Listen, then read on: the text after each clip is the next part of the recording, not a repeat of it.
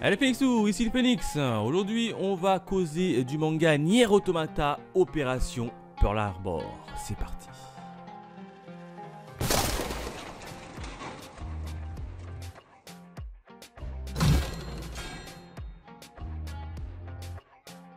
Alors de quoi nous compte l'histoire de Nier Automata Opération Pearl Harbor? Eh bien tout simplement on va suivre la guerre entre deux groupes. D'un côté on a les humains, de l'autre on a les extraterrestres. Et oui, les humains vivaient sur la planète Terre, tranquille, pépère, jusqu'au jour où ils se sont fait attaquer tout simplement par les extraterrestres. Et les extraterrestres ils ont envoyé qui pour aller buter les humains? Ils ont envoyé des robots qu'ils avaient eux-mêmes conçus. Du coup les humains, ils ont perdu la guerre et ils n'ont pas eu le choix de quitter la planète Terre pour aller se réfugier dans l'espace.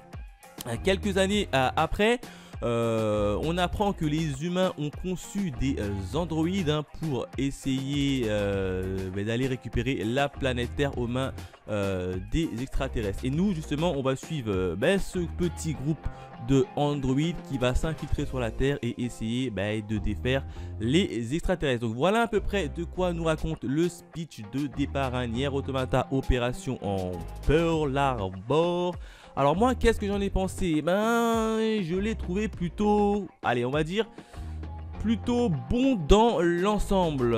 Pourquoi? Déjà, on a des espèces d'androïdes qui se font la guerre avec d'autres androïdes. Alors, dans un premier temps, je pensais que c'était plus un manga qui allait s'axer sur la partie un peu méga, puisqu'on entend des robots des androïdes qui vont se taper. Tout de suite, tu vas penser à des mégas. Et moi, je suis pas tellement fan des mangas qui portent sur les mégas. Pour le moment on n'a pas trop de mégas. Bon, au début ils s'attaquent avec des robots etc, mais bon après tout ça s'estompe et ça j'ai trouvé ça plutôt pas mal. Autre point également qui m'a un peu titillé, c'est le nombre de personnages. Il y a quand même pas mal de personnages dès le départ du tome 1. Du coup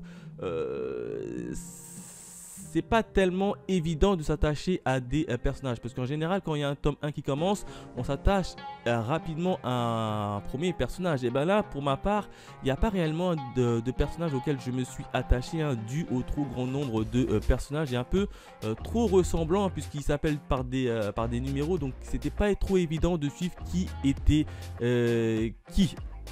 Enfin, autre point également, c'est bien évidemment l'histoire et l'avancée du scénario, puisqu'on va en apprendre un peu plus, notamment sur ce petit groupe d'androïdes qui a infiltré la planète Terre et qui a été totalement lâché par leur hiérarchie.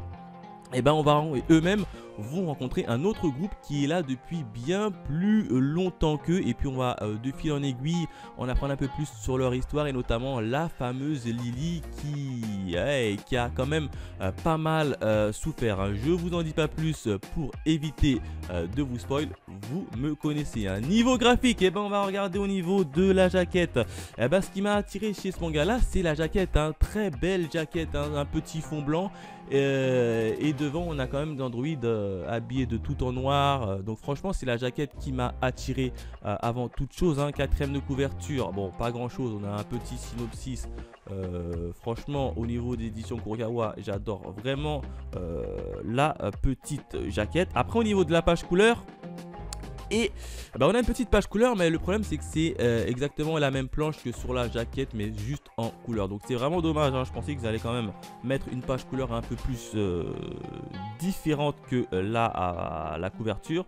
Et puis c'est tout, on n'a pas de présentation. Bon après c'est un tome 1, donc une présentation d'un tome 1 c'est un peu toujours un peu compliqué. Généralement les présentations ils interviennent sur le tome 2. Au niveau graphique, c'est plutôt bon. Je vais vous montrer quelques petites planches. Là par exemple c'est un méga, c'est au début quand ils arrivent sur la planète Terre, et je pensais que ça allait être que ça pendant tout le manga. Non, ensuite ils abandonnent très vite leur méga et on les voit marcher à pied, donc ça c'est plutôt fun. Au niveau des combats, je vais essayer de vous en montrer quelques-uns sans trop vous spoil.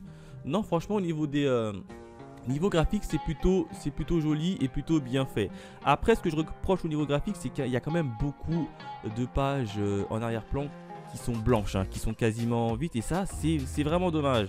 C'est vraiment dommage parce que je vous dis, au niveau premier plan, au niveau personnage, quand tu vois les personnages, tu vois directement que ce sont des androïdes et que ça ressemble des androïdes, et ça c'est plutôt pas mal. Mais l'arrière-plan c'est souvent vide et c'est assez embêtant pour moi.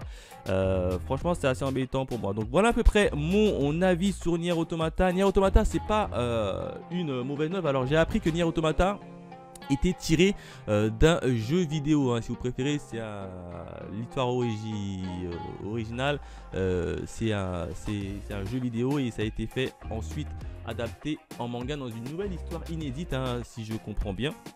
Moi qui ne connaissais pas le jeu Nier Automata, je suis rentré dedans et pour le moment c'est plutôt pas mal, mais ça monte pas non plus extrêmement haut au niveau de mes attentes, hein. J'en attendais quand même un petit peu plus. Après, ce qui est plutôt pas mal, c'est que ce manga n'est pas uniquement fait pour les fans du jeu vidéo, hein. Vous pouvez n'avoir jamais joué un jeu vidéo comme Nier Automata et vous ne serez pas perdu. Et ça, c'est plutôt chouette. Alors en termes de notes, personnellement, je leur ai mis quand même la note de 3 sur 5 en termes d'étoiles, hein. Pourquoi?